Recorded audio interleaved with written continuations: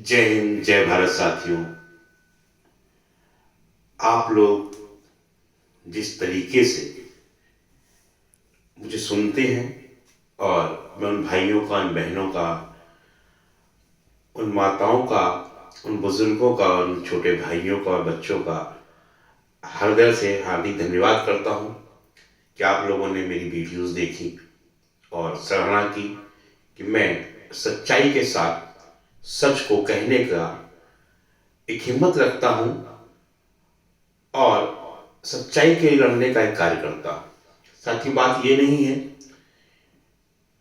ये प्रेरणा मुझे मेरे परिवार, मेरे माता पिता से मिली। ये संस्कार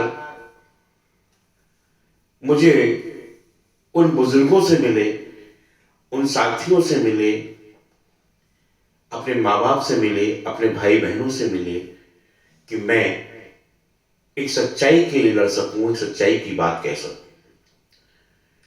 सम्मानित साथियों, आज मैं जिस विषय पे कहना चाहता हूं, मैं चाहता हूं कि यदि मेरे शब्द और मेरी वाणी वास्तव में आपको ठीक लगती है तो इन विचारों को आगे जरूर भेजिए, ताकि संदेश जो है वो आगे जाते रहने चाहिए।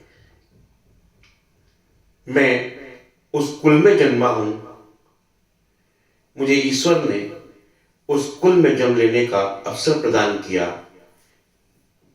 जिस कुल में स्वामी विवेकानंद जी ने जन्म लेकर पूरे विश्व में इस भारतवर्ष का नाम रोशन किया।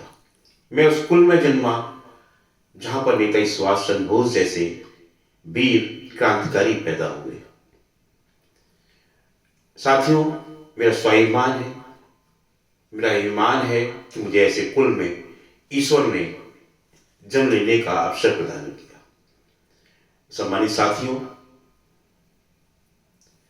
बड़ा दुख होता है जब देश के उन वीर बलिदानियों का नाम नहीं आता, इतिहास बदल दिया जाता है तो बड़ा ही पीड़ा होती है। और इस पीड़ा को आज मैं आपके साथ कुछ शब्दों के साथ बयान करना चाहता हूं। साथियों, इस देश की आजादी के लिए गांधी जी का योगदान तो बहुतों को याद है, लेकिन उन 8 लाख से अधिक वीर योद्धाओं का जिन्होंने इस आजादी के लिए अपने प्राणों की आहुतियां दी, वो शायद किसी को नहीं पता। इस देश में, इस देश की आजादी की लड़ाई लड़ने वाले उन वीर सैनिकों का, उन वीर क्रांतिकारियों का पता नहीं जिन्होंने हमें और आपको इस आजाद धरती पे जन्म लेने का अवसर प्रदान किया। मैं ऐसे वीरों के चरणों में नमन करता हूं, प्रणाम करता हूं, सत सत प्रणाम करता हूं और ईश्वर से वंदना प्रार्थना करता हूं कि हे ईश्वर, देश के हर व्यक्ति को, हर एक नागरिक को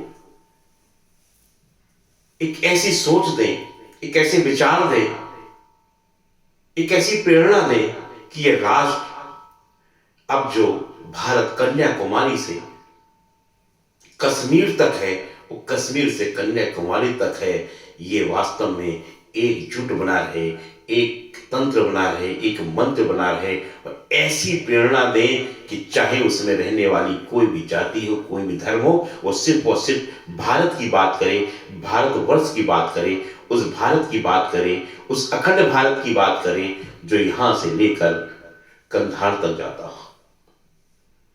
साथियों, बड़ा दुख होता है जब हम देश के पहले प्रधानमंत्री का जिसका नाम लेते हैं, उससे पहले भी एक प्रधानमंत्री हुआ करते थे जिनका नाम था नेताजी सुभाष चंद्र बोस। अगर नेताजी सुभाष चंद्र बोस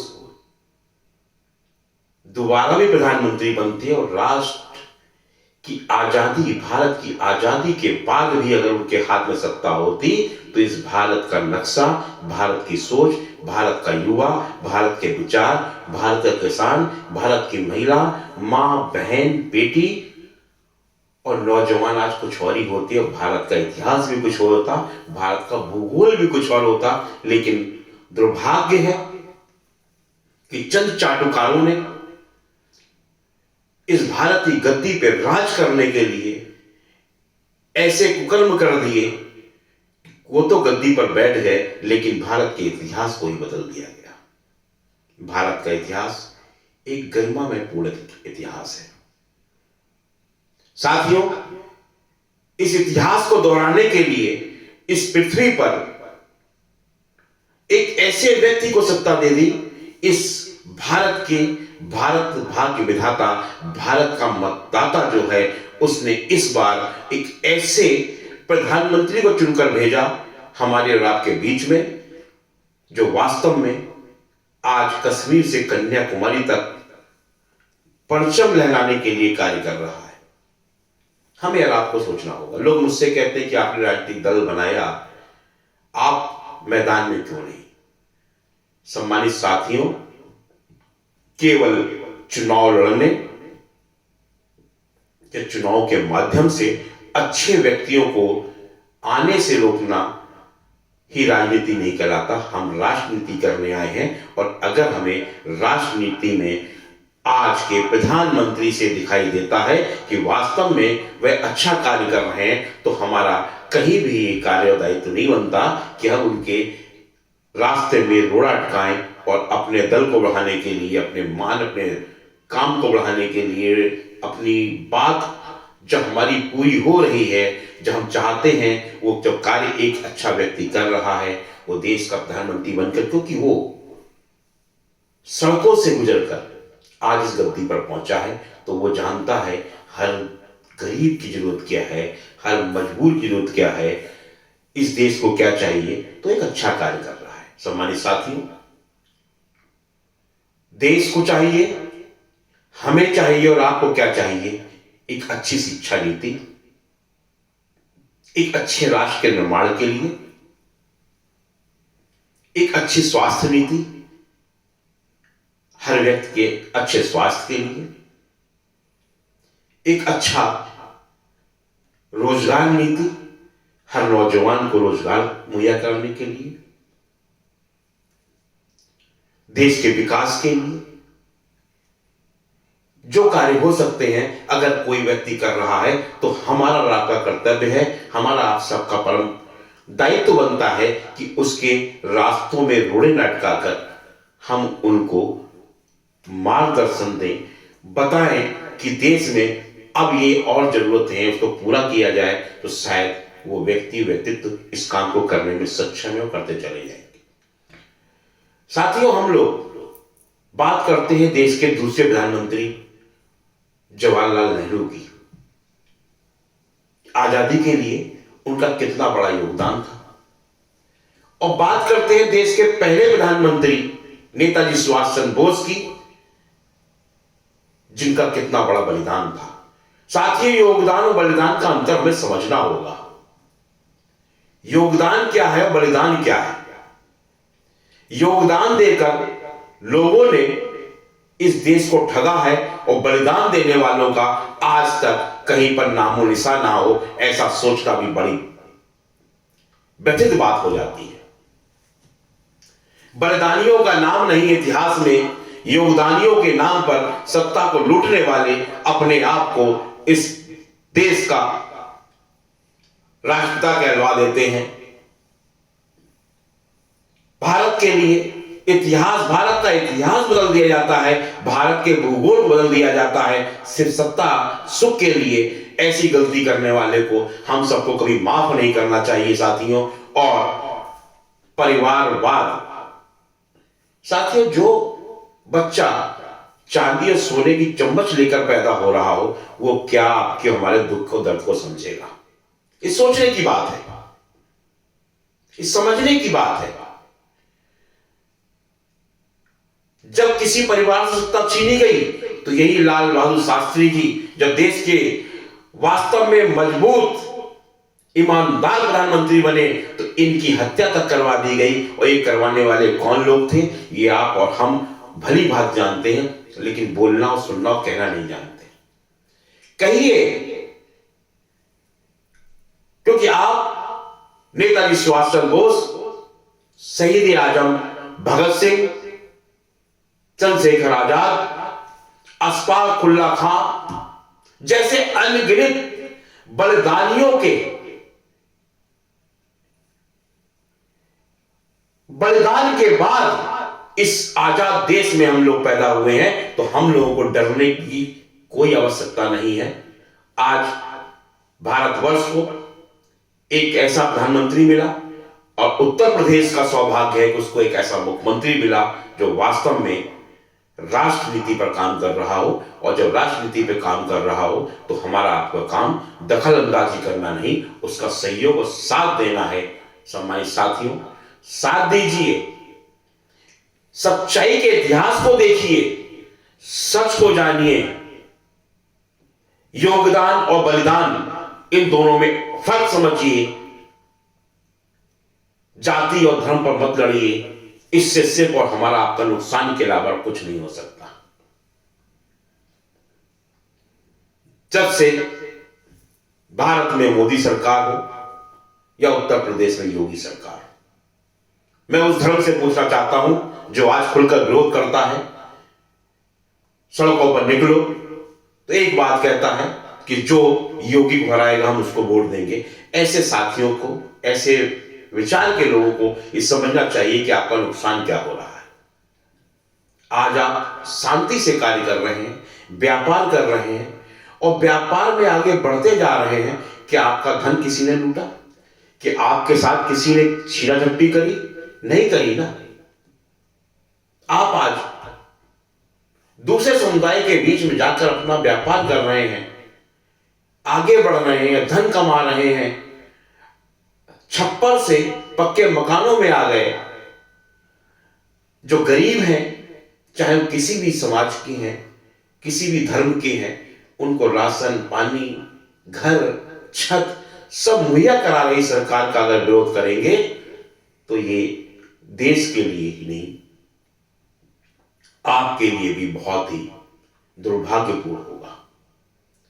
सम्मानित साथियों, मैं कोई बहुत बड़ा सेलिब्रिटी नहीं हूं जो आप लोग मुझे सुनेंगे और समझेंगे। मैं एक आपकी तरह आम नागरिक हूं, लेकिन मेरे हृदय में एक पीड़ा रहती है।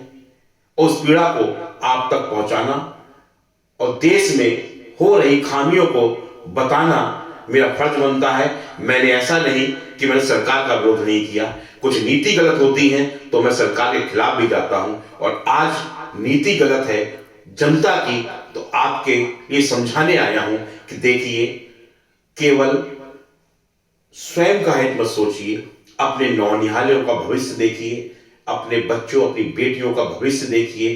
कहां पर सुनहरा भविष्य है, कहां पर आपको विकास की बहती हुई धारा मिलेगी, कहां पर आपको सुरक्षा की एक मजबूती प्रदान होगी, कहां पर अच्छा शासन होगा, कहां अच्छा प्रशासन होगा। ये सोचना, ये समझना हमारा आपका कर्तव्य बनता है। हम लोग एक उस दृष्टि से देखें जो हमारे कुछ चंडाल साथी नेता बनने के लिए समझाते हैं, कुछ चाटुकार हमें गुमराह करने आते हैं, कुछ धर्म के नाम पर हमें छलने आते हैं, कुछ जाति के नाम पर हमें बहकाने आते हैं। साथियों, हमें उन नेताओं से क्या मिल सकता है जो हमारे साथ ऐसा काम करवाते हैं? हमें किससे क्या मिलेगा? हमें अपने आप से जो मिलेगा। हम अपने परिवार को स्वयं कुछ दे सकते हैं। वो कैसे दे सकते हैं? एक अच्छी सरकार को चुनकर दे सकते हैं, एक अच्छे व्यक्ति को अपने क्षेत्र का प्रतिनिधित्व करने के लिए चुनकर दे सकते हैं, ना कि बहलाने, फुसलाने, भड़काने वाले नेताओं के भड़काऊ भाषण को सुनकर दे सकते हैं।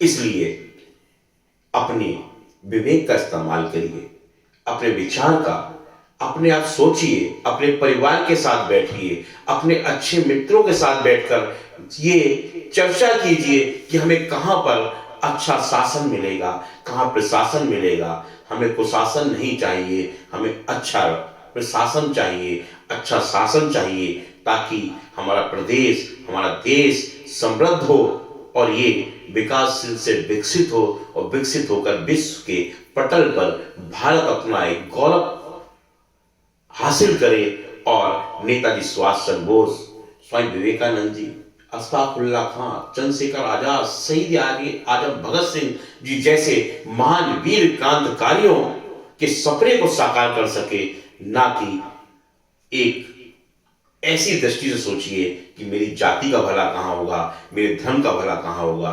दोस्तों, अगर जाति और धर्म देखोगे तो राष्ट्र दिखाई नहीं देगा, देश दिखाई नहीं देगा। अगर राष्ट्र और देश को नहीं देख सकते तो सोच लेना अपने नौनिहालों का आप क्या करोगे, अपने बच्चों के लिए कौन सा भविष्य देके जाओगे। नफरत देना चाहते हो या मोहब्बत देना चाहते हो या प्यार बांटकर प्यार लेना चाहते हो, ये सोचना आपका हमारा आपका कर्तव्य होता है। मैं इन्हीं बातों के साथ पुनः आपके बीच में आता रहूंगा, कहता रहूंगा, तब तक आपकी घंटी हो जाता रहूंगा जब तक आप लोग अपने मन से, मस्तिष्क से, दिमाग से सोचना शुरू नहीं कर दोगे। तब तक मैं आपके बार बार आपके पास आऊंगा, ऐसी वीडियो से आऊंगा, आपकी बेल बजाऊंगा, और हो सके तो मेरे भी एक बेल बजा दीजिएगा। मेरे चैनल को सब्सक्राइब करते रहिएगा, मुझे सुनते रहिएगा, समझते रहिएगा। जय हिंद, जय भारत, वंदे मातरम साथी।